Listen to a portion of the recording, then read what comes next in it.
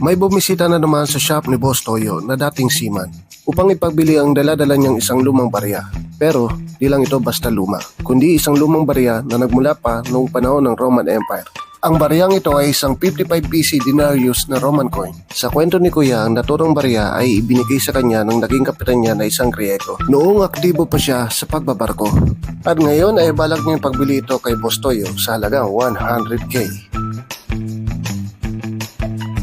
Magkano naman ang asking mo dito? 100k. Ang tanong, kakagat naman ba si Boss Toyo sa presyong nais niya? Kinikilabutan ako kasi parang madami akong... Ay, sorry. Ulit-ulit pa lang. Wala pala tayong mic.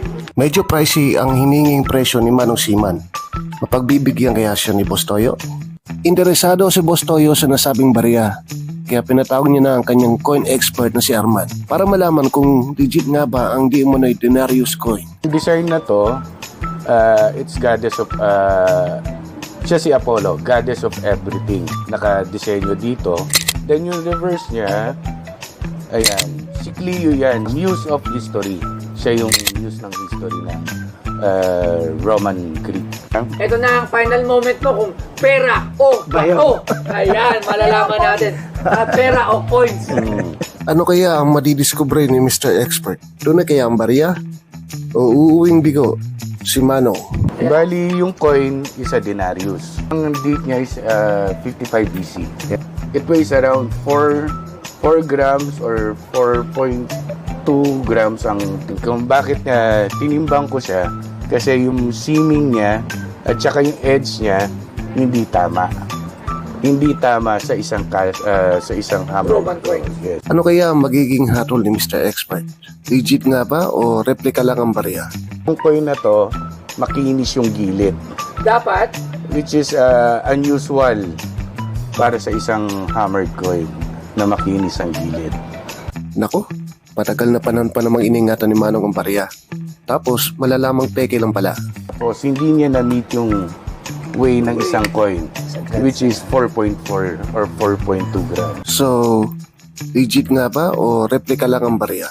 Hindi ko masabing replica or souvenir, pero it didn't fit or didn't meet the parameter of Hindi pala pumasa sa inspection ni Coin Expert ang denarius coin. Pero para sure, may suggestion si Coin Expert kay Manong.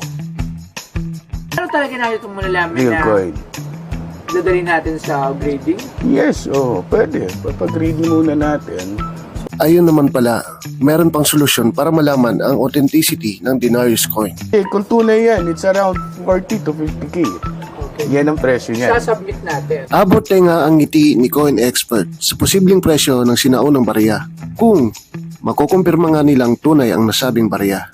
At syempre, tiba-tiba rin si Manong. Saan kaya hahantong ang usapan na to? Kaya inopera na ni Boss Toyo si Manong Seaman. Yan, sir. Magkakasundo tayo. Ipapadala ko yan. Kung yan legit, ako magbabayad. Kung hindi legit, ako pa rin magbabayad. Pero pag legit siya, babawas ko yung ginastos natin for the grading. Pero the last price na pwede ko siguro bilhin is around 35,000 pesos. Papayag na ba si Manong Seaman sa mungkahi ni Boss Toyo? O kanya mo nang itatago sa wallet ang lumang barya? Okay, sir. Matapos ang mahabang paliwanagan ay nagkasundo na rin si Boss Toyo at Manong Seaman na ipasuri mo na ang naturang barya upang malaman ang authenticity nito. So yung coin dito, ipapagrade pa rin ni Boss Toyo na once nalaman ni Boss Toyo na legitimate item ko, babayaran niya sa akin kung ano yung napagkasunduan namin presyo at ibabawas na lang yung pinang-graded ni Boss Toyo doon. Makalipas ang 3 buwan ay muling nagbalik si Manong Seaman sa shop ni Boss Toyo. Nagbibiro pa si Boss Toyo na kunwari hindi niya matandaan si Manong. Tapos yung pinag-graded yung ancient coin. Ilang saglit pa ay dumating na rin sa shop o coin expert na si Arman na bitbit ang balita na hindi peke ang denarius coin. Ang tanong, sa magkanong halaga bibilhin ni Boss Toyo ang naturang barya? Susunod naman kaya ang unang napagkasunduan? Ngayon, ito na slab na. So it means this is talagang graded na. Ito, madali na tong i-assess. Ito na yung 100% na sure.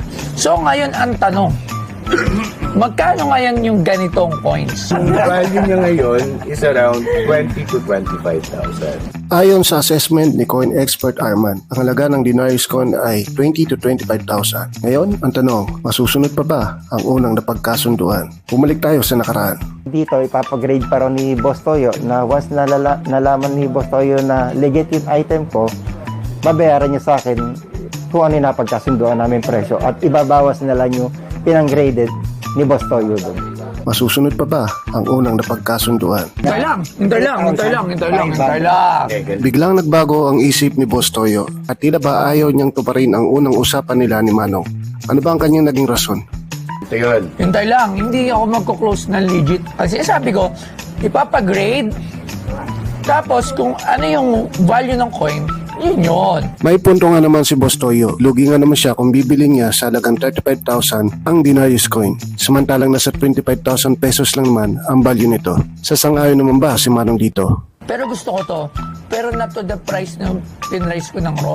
Unang-una yung pinraise ko sa'yo raw, hindi pa siya graded. So why should I buy something na hindi naman yun yung totoong price? This is the real deal, but not to the point na yung price na inihingi mo. Napapaisip na si Manong Siman kung itutuloy pa ba niya ang pakikipag-deal kay Boss Toyo.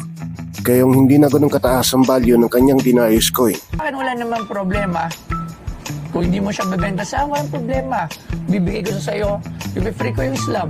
Sa huli ay nagkasundo si Boss Toyo at Manong Siman sa halagang 20,000 pesos para sa naturang barya. Dinalugi si Manong sa presyong 20,000 pesos at tuloy nang namaalam sa kanyang pinakatatagong Roman coin.